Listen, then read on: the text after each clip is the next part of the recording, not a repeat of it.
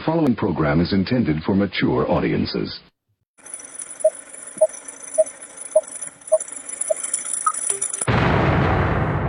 Rudy's revelation.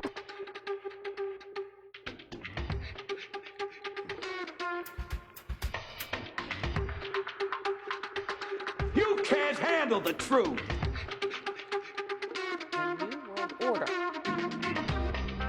The new world order. The new world order. Hey everyone, welcome to today's episode. It is Monday. Thanks for joining me today. Today we will be talking about a few things. Mostly there's quite a bit of shakeup going on in the intelligence community thanks to Tulsi Gabbard. And we're going to be talking about that. I guess she's going to try to end Operation Mockingbird, which was the CIA's influence of the media, not just internationally, but domestically as well. So we're going to be talking about that.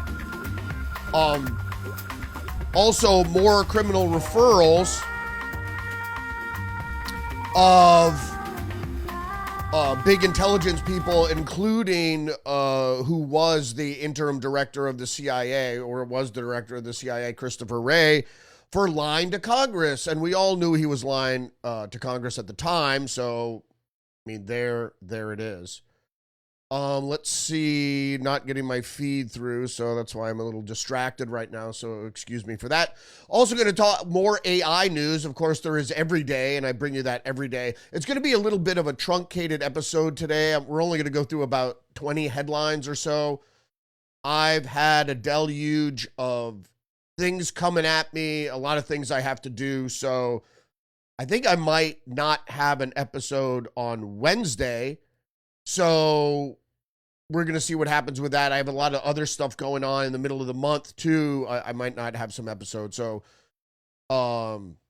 it says there is the feed. I've only got the feed about 2 minutes in. So thanks for joining me today. Don't forget to engage the channel, like, subscribe, leave a comment, share the podcast, give me a thumbs up. So we're going to talk about criminal referrals. You know, everybody on the Trump train has been talking about draining the swamp and you know, seeing people behind bars, Hillary Clinton and others. So that may or may not happen. We'll have to see. So we're going to talk about that and a lot more headlines today, August 4th. So let's just break into the news, shall we?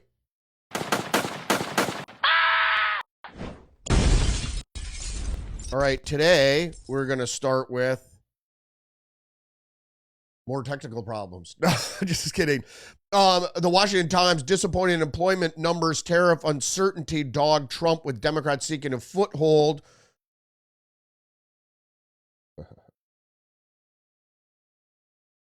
Just 37% of voters approve of Trump's economy, Gallup poll says. Well, the growth numbers were good. So there are a couple things we need to point out here, obviously. We're going to start and end with AI, but we're going to start with AI. So if you didn't know, AI is a job killer. People are talking about how wonderful AI is. It's not. The whole purpose of AI, well, there were two main purposes for the development of artificial intelligence. All right, let's go to three. But first off, was surveillance. So the amount of data that they surveil on everybody on the planet is so vast that human analysts, it didn't matter if there were 1 million human analysts, they couldn't go through all the data. So most of the data is usually flagged for analysis, but now you have artificial intelligence being able to at least do an initial assessment or analyze the flag data. Then, of course, there's robotics, the robot brain, humanoid robots, particularly the humanoid robot brain is going to be artificial intelligence. So there's that. But the main reason that no one's talking about it, and I was going to have Jameson Greer, I was going to feature the segment yesterday from Face the Nation with Jameson Greer, where Maggie Brennan was talking to him about why are job numbers so bad. They didn't once talk about artificial intelligence. When they had a follow-up to the interview, I forget who she interviewed second. It was a Democrat or a liberal. And they talked about her conversation with Jameson Greer. During that conversation, of course, she brought up artificial intelligence because that's the job killer. So although Trump is trying to onshore more manufacturing jobs are still sliding. Robotics, AI, etc. It's a job killer. So it doesn't matter how you look at jobs. You should never look at human employment the same ever again. And when you're looking at job numbers, you're never going to find some sort of full employment ever again because everybody's moving to AI to cut for the specific purpose to reduce their workforce because big business, the industrialists, whatever you want to call them, hate labor cost. And they've always hated labor because it costs them. And humans need to take vacation. They need conversation. They don't want to work all the time, blah, blah, blah. They want to work-life balance, etc. Let's just go to the Washington Times article, though. Weak economic indicators are making President Trump supporters nervous and Democrats increasingly hopeful of a political comeback. I don't think that's happening either. Job numbers released Friday were disappointing, to say the least. Unemployment ticked up.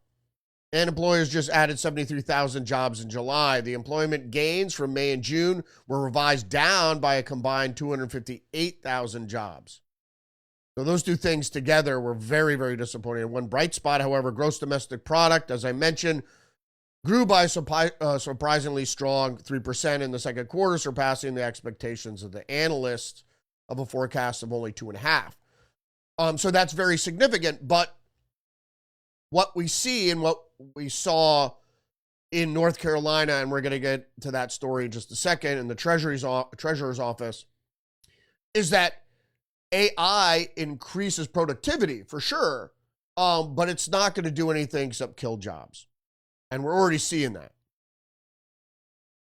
But first, let's get to another headline here. Trump touts third month in a row without illegal immigrants released into the U.S. And then from the Associated Press, so there is some success. Then the Associated Press, Texas governor threatens to remove Democrats who left the state over Trump-backed redistricting. What? Hold on a second here.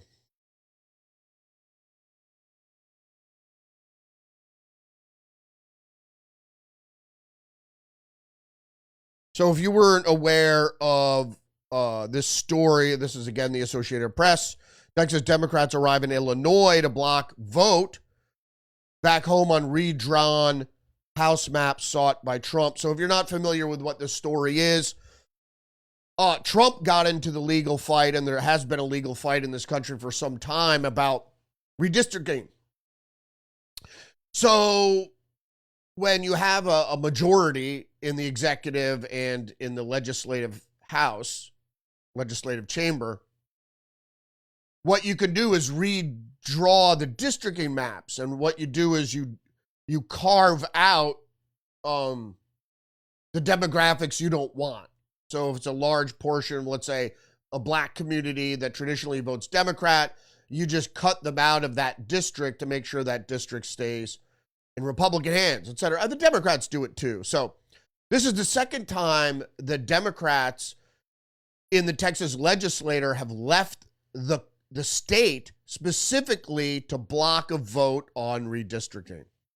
Now, the governor Abbott in Texas has threatened it last time and is threatening again. If they do not come back to vote, he's going to just dismiss them, which means he's going to fire them for dereliction of duty, which is exactly what they're doing.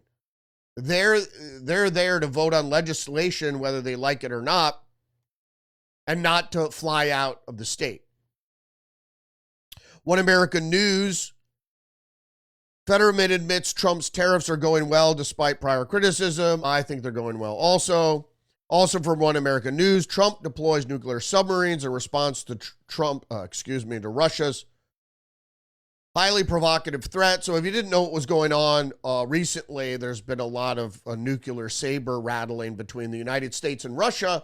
Russia continually saying that it will use nuclear weapons to defend its territory against NATO. Of course. I mean, we know that. But I believe this stems all around what I suggested right off the bat, that 8.8 Richter scale earthquake off the coast of Russia. I said it was a seismic weapon, probably deployed by the United States. This theory has been bandied about, I guess you would say, on the internet, mostly by Russians. A tectonic weapon. I believe it was, because it was the attack, the tsunamis that were generated by the earthquake were directed towards Russia's submarine base that's there inside the peninsula of Kamchatka. Trump went on to say on Truth Social, based on the highly provocative statements of the former president of Russia, Dmitry Medvedev, I always pronounced that wrong, who is now deputy chairman of the Security Council of the Russian Federation, I have ordered 2 nuclear submarines to be positioned in the appropriate regions, just in case these foolish and inflammatory statements are more than just that. Words are very important and can often lead to unintended consequences. I hope this will not be one of those instances. Thank you for your attention to this matter. Moving on with the headlines, though, the post-millennial Democratic Socialists of America holds panel calling for the dismantling of inherently repressive and racist nuclear family. Now, if you didn't know this for some time, socialists, communists, Black Lives Matter, whatever, leftists in general, don't like the nuclear family. Actually, elites, anybody that's in power doesn't like the nuclear family, simply because it's God, family, country, as most of you don't know. So maybe you don't have a God, or you don't believe in God, but you might have a family, and it's basic tribalism. You want to stick with you and your own. You want to do you do the best you can for you, yourself, and your own family, et cetera, et cetera. And it's a great sounding board. But, families are dysfunctional, but whatever. But what's the alternative? To be raised by the state? And that's what socialists want. They want to get control of your kids. And as you see that in academia, in higher education, and so forth and so on, once the kids leave the nest, so to speak, and go out in the big bad world, immediately academic professors go ahead and start spewing socialist rhetoric in their classrooms to try to finish up the child rearing and undermine what the parents had taught them.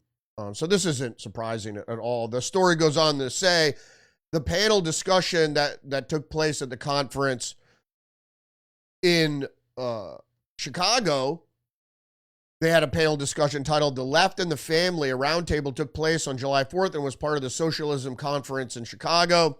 The video was uploaded to YouTube on Friday, and the DSA wrote in the caption that the nuclear family is inherently repressive, racist, heterosexist institution that functionally reinforces and reproduces capitalism. Got it. Does it?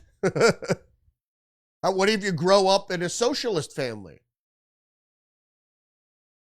It's like one of the stupidest things that I really ever heard. And it's like, what repression? Repression is done by the state, right? Oppression is done by other people if you're oppressed. Or is it vice versa? I think maybe it's vice versa. And is a family racist? How is the family racist? What if it's a black family? I thought blacks can't be racist. And what if you're raised by a gay couple? How are you heterosexist? It's just, it's stupid because they're families of every different stripe. It's just stupid. Hello? I'm just getting some weird. Hello? We're getting some weird levels here. Sorry.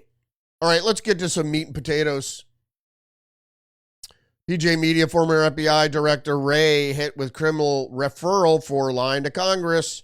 Former FBI Director Christopher Wray is now facing a criminal referral to the Department of Justice thanks to a new filing of the Oversight Project. The DC-based watchdog group, the group, is accusing Wray of lying to Congress and obstructing not one but two investigations into the explosive FBI misconduct, which there's a lot. At the heart of the allegations, the FBI's role in crafting the now infamous memo that targeted Catholic Americans as potential domestic threats. And the agency's apparent efforts to bury an investigation into Chinese mail-in ballot scheme. These aren't minor missteps, they're serious accusations that strike at the core of the Bureau's credibility. Indeed. Story goes on.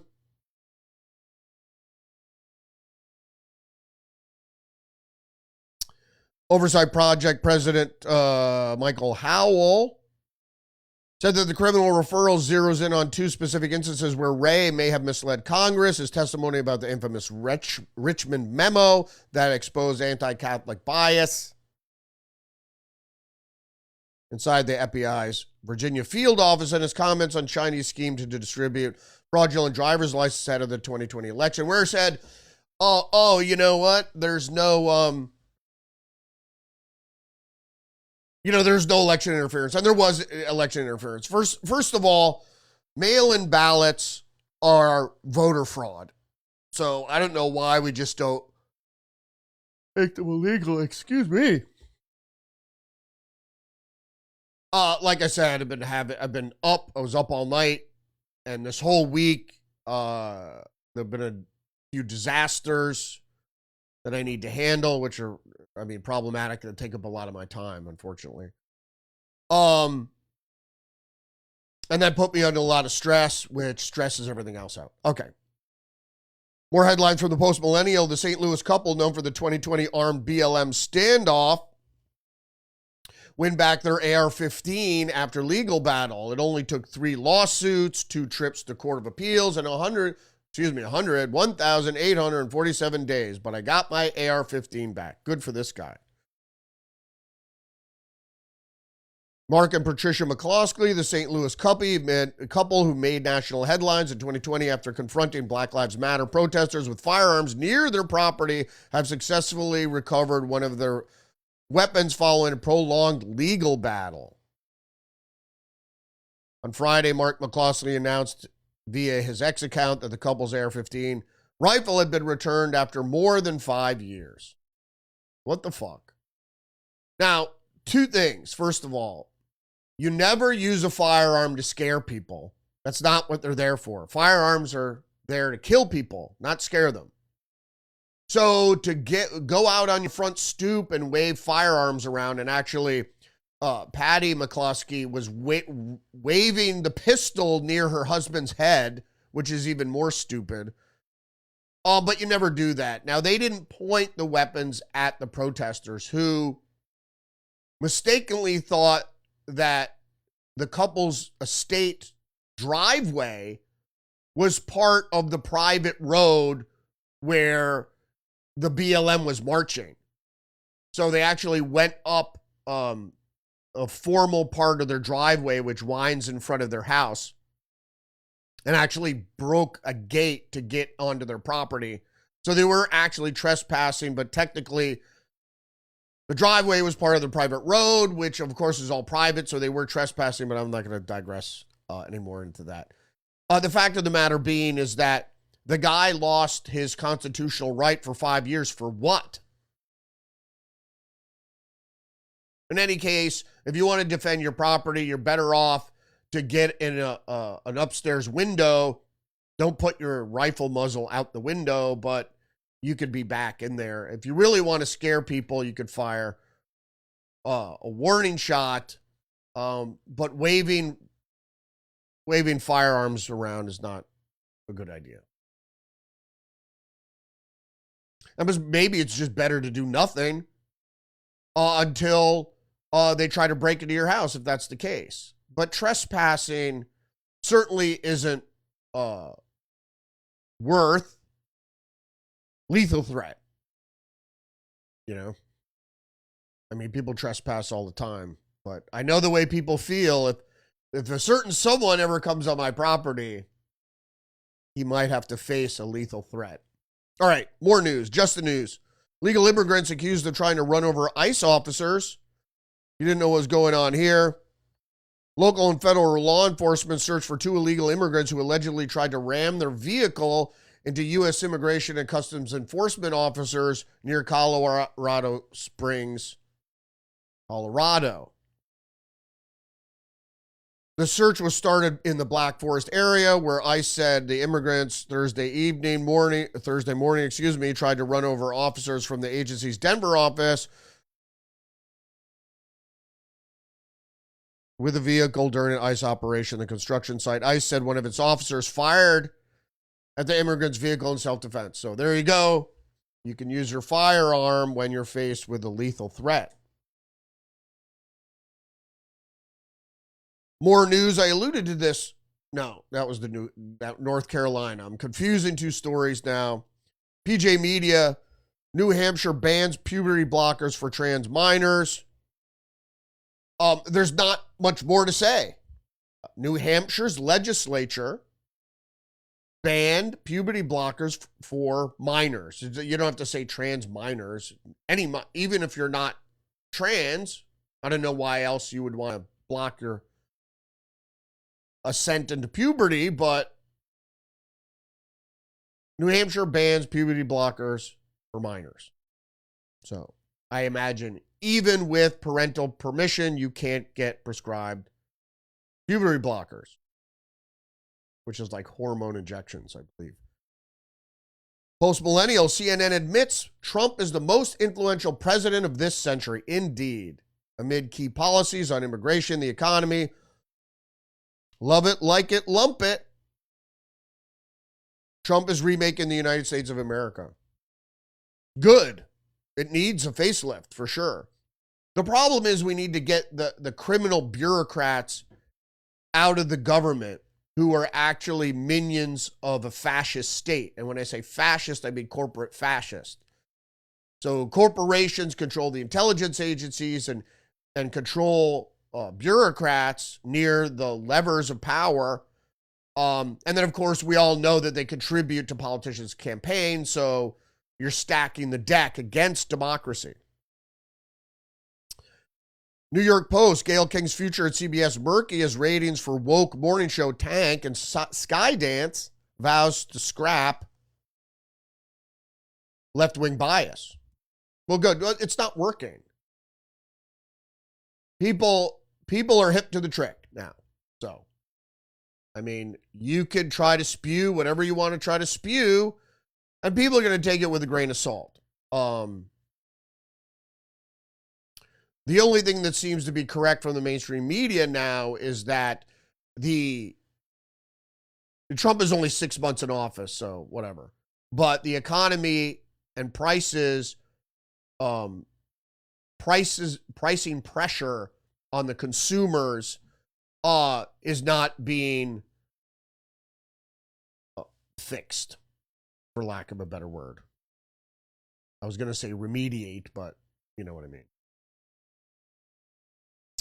Just the news, Secret Service not renewing security clearance for agency director who quit after Trump shooting. Yeah, I don't have a problem with this. If you don't remember, Secret Service Director Kimberly Cheadle, who resigned after the Butler, Pennsylvania assassination attempt against President Trump, won't get her security clearance renewed. Well, no shit. I don't understand why people that are outside of government employ retain their security clearance. For what purpose? You need a security clearance for the job you're doing, right? And when you leave office, you get to keep it. So Trump early in this presidency revoked the security clearances of people like John Brennan, James Comey, and James Clapper. Rightfully so. And now they're not renewing the security clearance for Kimberly Cheeto, which was another deep state operative who more than likely was involved in the assassination attempt and the murder of people, but the assassination attempt on Donald Trump. It was a security stand down, for sure, without a doubt. Particularly by those snipers, counter snipers, who were looking right at the roof of the glass manufacturing building where the assassin supposedly shot from. TJ Media to kill Operation Mockingbird. Tulsi goes to war with the CIA's propaganda tool.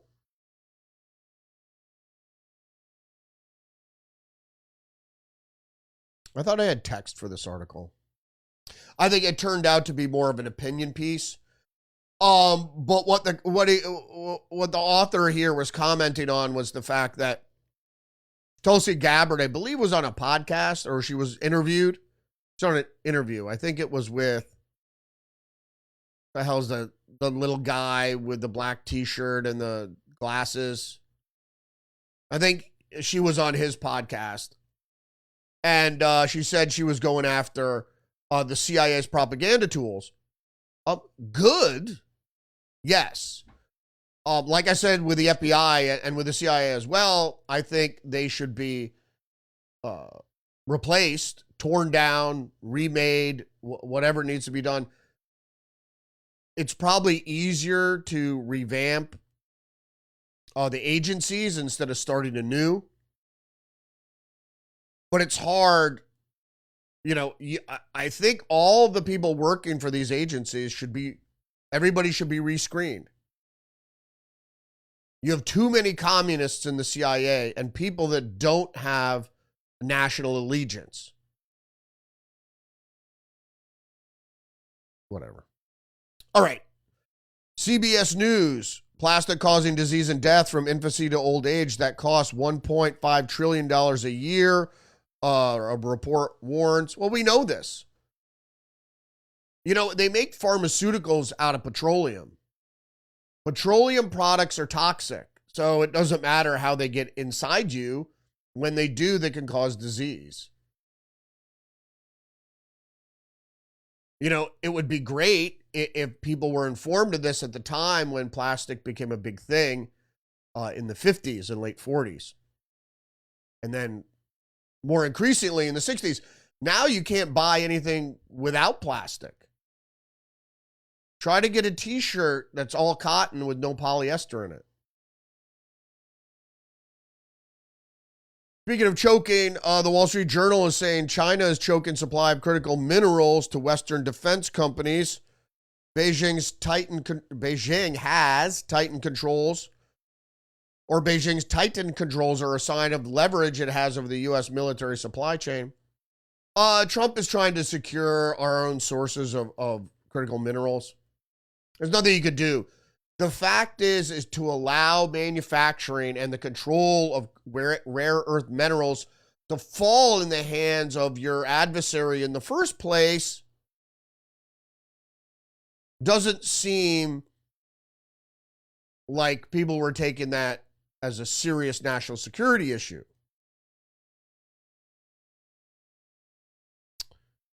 I just want to make sure this next article here is where it's supposed to be. Yeah. Okay, next we're going to go to the New York Times.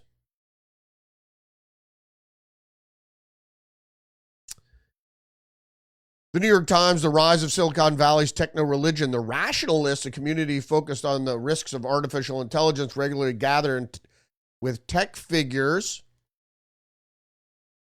and other like-minded people in a complex that covers much of a city block. Now, there's not one mention here of the Zizians. Right? It was the Zizians? I think it was the Zizians. So the Zizians were those transgender murderers who ran around killing people, and they were also rationalists, and they would attend these meetings for this group here, the rationalists, and argue with them. And a big thing about rationalism, at least the rationalists, we'll talk about rationalism in just a second, which they kind of stole some of the philosophy. They're against AI, or it's important that they ensure that AI doesn't end humanity. Good luck. So Lighthaven is the de facto headquarters of the group who call themselves the Rationalists. The group has many interests involving mathematics, genetics, wait for it, genetics, and philosophy. One of their overriding beliefs is that artificial intelligence can deliver a better life if it doesn't destroy humanity first. And the Rationalists believe it is up to the people building AI to ensure that it is a force for the greater good. The Rationalists were talking about AI risk years before OpenAI created ChatGPT, which brought AI into the mainstream and turned Silicon Valley on its head. Their influence has quietly spread through many tech companies, from industry giants like Google to AI pioneers like OpenAI and Anthropic. There's more. When all powerful AI arrives, it will punish everyone who has not done everything they can to bring it into existence. Is that right? So AI will punish me because I'm fighting against AI. Bring it. But these tech industry leaders stop short of calling themselves rationalists, often because that label has, over the years, invited ridicule. Well, it is, in a sense, because it's closely tied with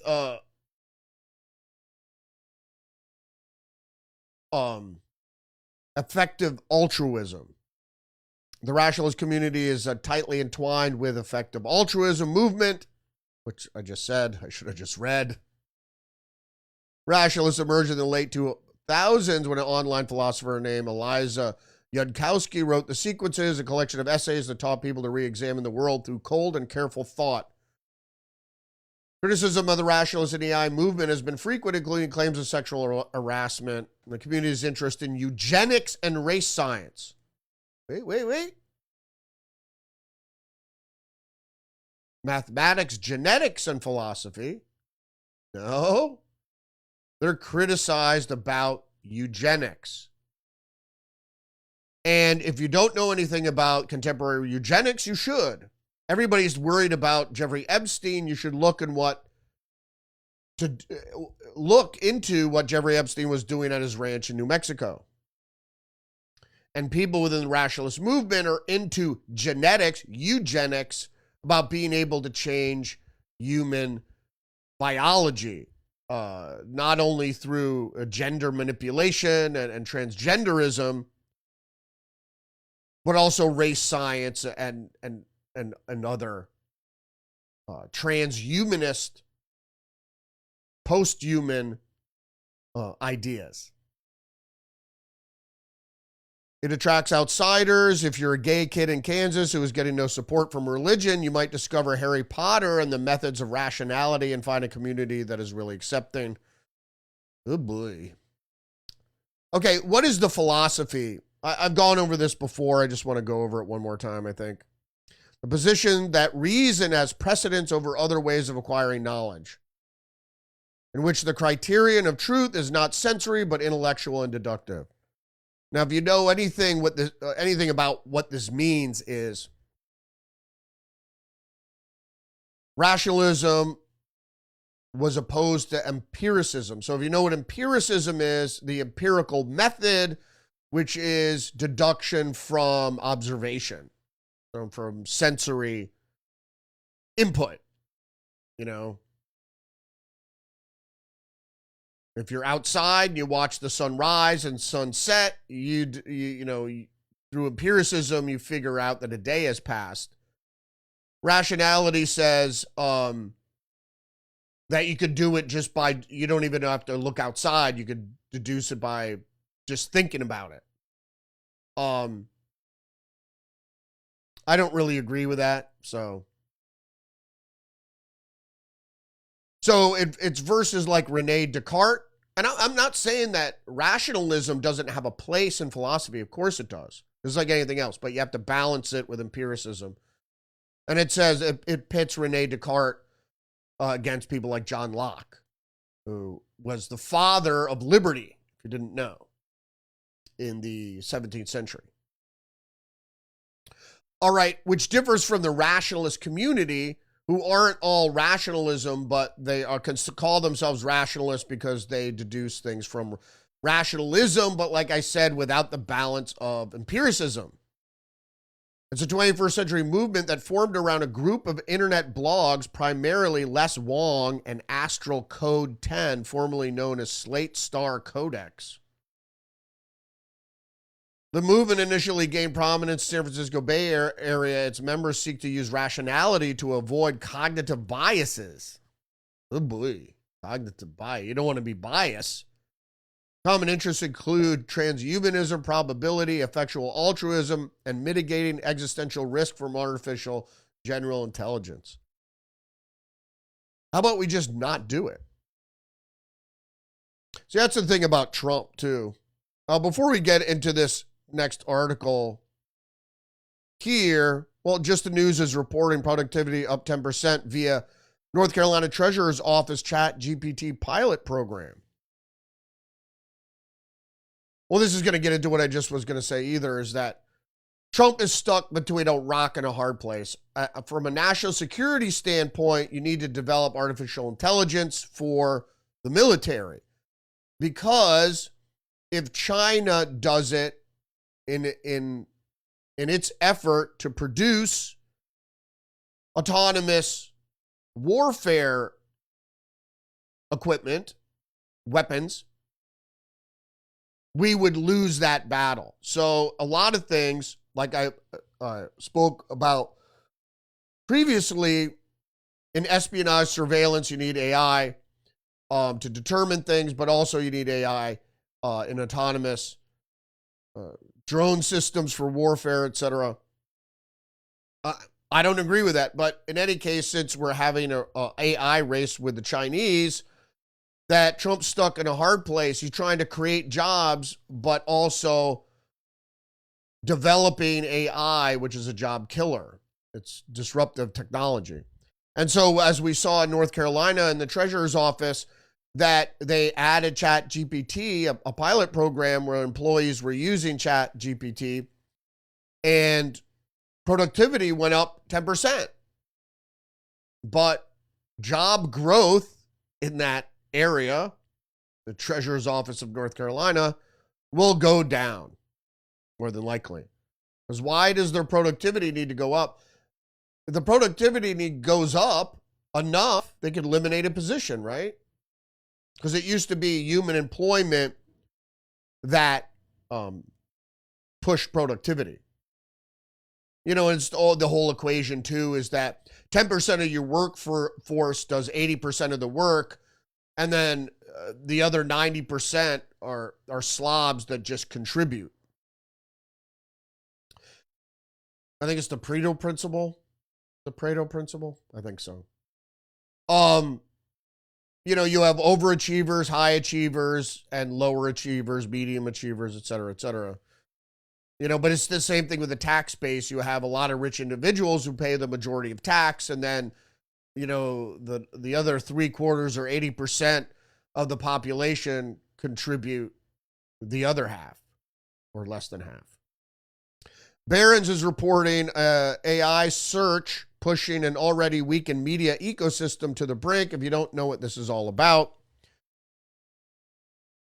So corporate media in general has been going bankrupt. The simple reason is that the internet. So print advertising, since printed pages were finite, that pushed up ad revenue. But since there's no limit on the number of internet pages you have, when media went from the printed sheet to online, there was no way to kind of move that scale. They tried some other advertising tricks to generate revenue, ad campaigns and things like that. But it never quite made up for the loss in the printed product. So the media business had been going bankrupt ever since the internet. So the internet was a media killer in that sense. But now, generative artificial intelligence assistants like ChatGPT are cutting into traditional online search traffic, depriving news sites of visitors and impacting the advertising revenue they desperately need and crushing a blow to the industry already fighting for survival. Like I said, I already do that. I go straight to the media source. In most cases, I don't even use search engines. I go straight to the media source. I don't look for the news in a search engine unless I'm looking to corroborate something. I use either the news app itself or other apps that aggregate news. So I don't use search engines for that. And the only time I ever even regard the AI offerings in the search engine is when I need a quick answer. Otherwise, I skip right over that if I'm interested in actually doing research. And the Washington Post has the headline, "The Rise of AI Tools That Write About You When You Die." Not much to say here except for the fact that it's AI obituaries. Now, I said when I was still in the journalism field, what the editorial assistant used to do when I started my career would type up press releases, weather blurbs, and obituaries. And actually, we even had a whole department that wrote obituaries. Well, actually took obituaries, what have you. So the AI, in another aspect of the media killing, is that AI is writing more news, including obituaries.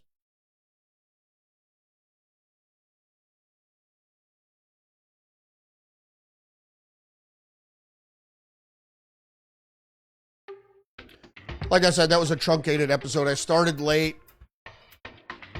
So tired. I haven't been getting any sleep. I've been, like I said, a deluge of emergencies, fires, figurative fires I have to put out. Not literally. Thanks for joining me today. Don't forget to engage the channel, like, subscribe. Give me a thumbs up. Share the podcast. Most appreciated. I appreciate you for joining me today. Join me every day, Monday through Friday, live stream at 10 a.m. on Rumble. Don't forget you're under attack psychologically and biologically by plastics and robots. By a synthetic world is attacking you. You're under attack by the synthetic world. The organic world is going bye-bye.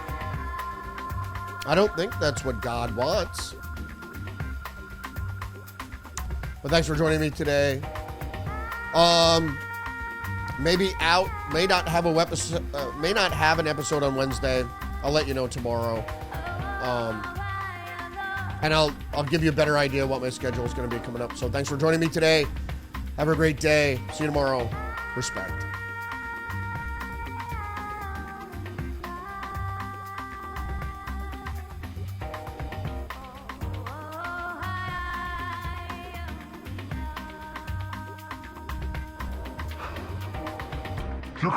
You're crazy, man.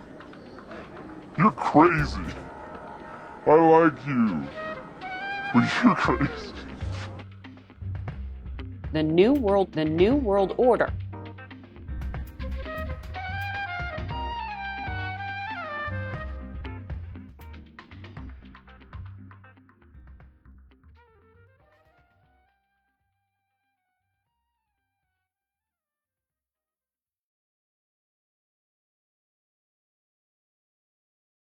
I'm an American. I have rights.